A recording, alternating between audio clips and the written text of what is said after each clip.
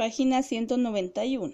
En el primer inciso nos dicen que un estudiante utilizó este cuadrado para comprobar que los triángulos ABC y BCD son congruentes, es decir, este triángulo con este. Entonces, primero demostró que AB es congruente con BD, es decir, este segmento es congruente con este. Y que AC es congruente con DC. Y que el ángulo CAB es congruente con el ángulo BDC, que son estos dos porque son ángulos rectos. Entonces me preguntan qué criterio aplicó o utilizó el estudiante. Entonces vemos acá, utilizó un lado, un ángulo y un lado. Entonces buscamos acá el criterio que él aplicó y lo vamos a marcar. Luego tengo que aplicar otro criterio para realizar la misma comprobación. En el inciso B tengo un triángulo isósceles, que es el triángulo CDE.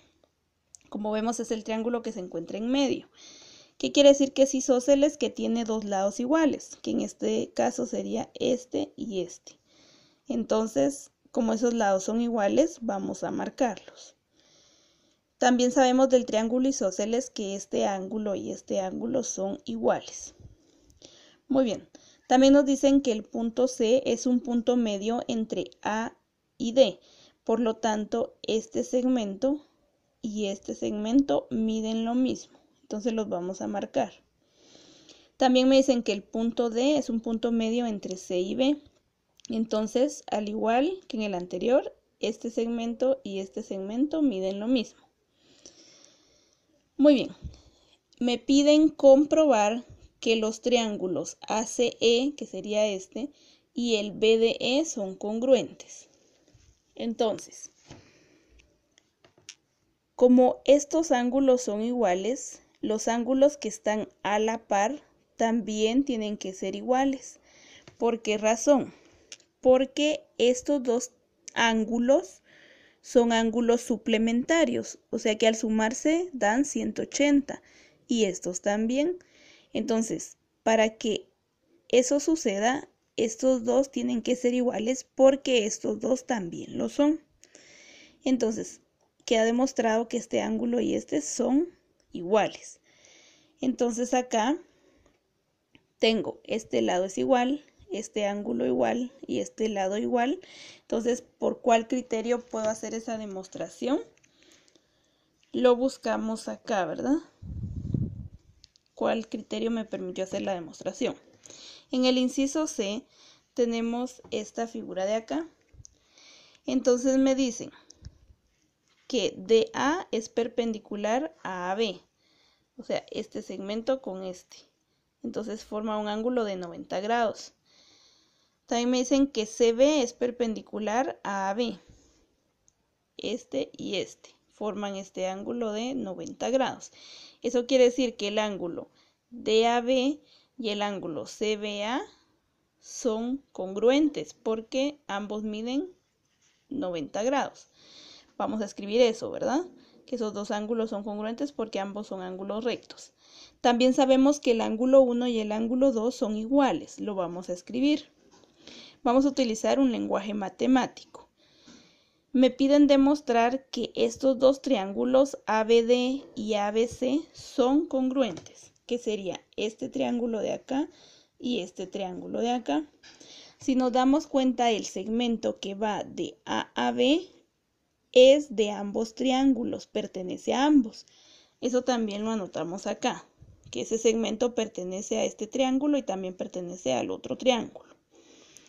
Entonces acá tenemos que tienen este ángulo igual, este lado igual y este ángulo igual. Entonces, por el criterio ángulo, lado, ángulo, ¿sí? Lo escribimos acá, por favor, en esa línea. Que ha demostrado que el triángulo ABD es congruente con el triángulo ABC. En el inciso D tenemos el triángulo AED, que tiene esos dos lados iguales, AB y AC, ¿sí? Que sería acá, AB y AC. Como esos lados son iguales, ese triángulo es un triángulo isósceles.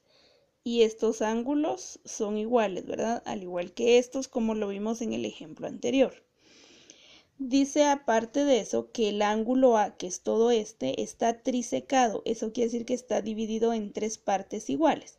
Entonces este ángulo y este son iguales. Llamémosle ángulo 1 y ángulo 2. Entonces escribimos que el ángulo 1 y el ángulo 2 son iguales.